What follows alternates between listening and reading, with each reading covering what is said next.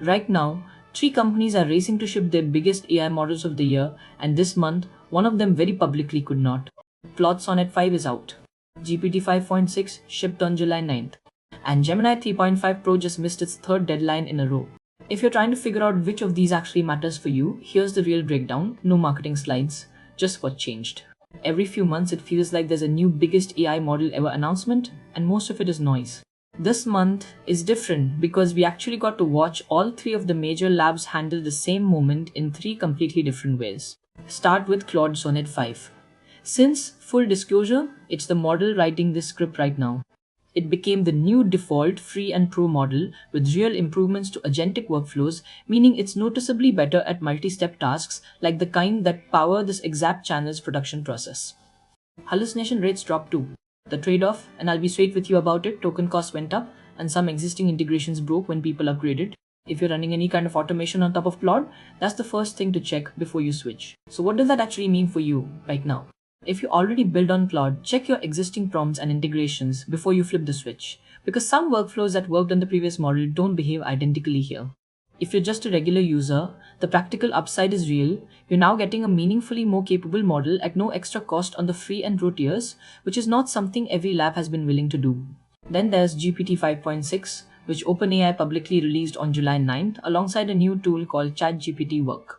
Instead of one model, they shipped three. Sol, the most powerful version with an ultra mode that can delegate work to smaller submodels, Terra, built as the everyday middle ground, and Luna, optimized purely for speed. Sam Altman claims Sol is 54% more token efficient on agentic coding tasks than competing models. That's OpenAI's own number. Not independently verified, so take it as a claim, not a fact.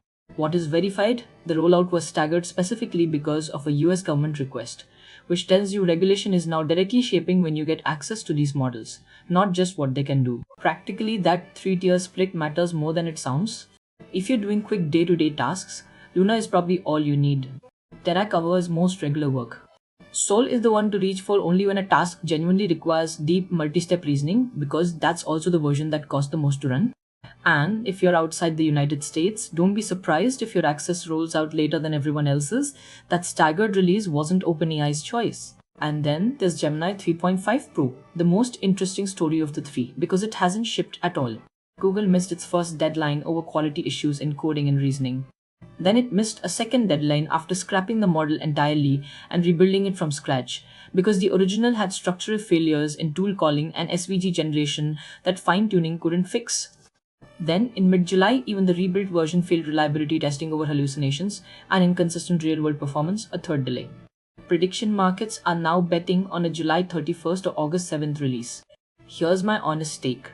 Missing three deadlines looks bad, but shipping something unreliable would look worse. I'd rather Google be slow than have Gemini 3.5 Pro join the pile of AI tools people stop trusting after one bad experience. There's a lesson in here for anyone building AI products, not just Google. Shipping fast wins headlines, but shipping broken loses users permanently. 3 delays is embarrassing for exactly one news cycle. A product that hallucinates in front of your customers is embarrassing forever. Zoom out for a second. 3 major labs tried to ship their flagship model in the same few weeks and got 3 completely different outcomes: a clean release, a rushed multi-model release, and a still not shipped release. That's not a coincidence, it's what happens when the competitive pressure to be first collides with how genuinely hard it still is to make these models reliable. Expect this pattern, fast overlapping releases with uneven quality, to keep happening for a while, which means the model that's best for you this month might not be the best one next month. Quick recap: if you want to save this, need serious coding or multi-step agent work today, go with GPT 5.6 Sol or Claude Sonnet 5. Want fast answers for everyday tasks? Terra or Luna both handle that well. Still waiting on Gemini? Use Gemini 3.5 Flash for now and check back in early August. One thing I want to correct while we're here: a bigger benchmark score does not automatically mean a better model for your specific use case. Benchmarks test narrow controlled tasks. Your actual work is messier than that. The only way to know which model fits your workflow is to actually run your real tasks through it yourself, not just trust the leaderboard. This channel is brand new, 1 week old, and the plan is simple: one video like this every week, cutting through the marketing noise so you don't have to. If that's useful to you, subscribe, it genuinely helps right now. I'll see you in the next one.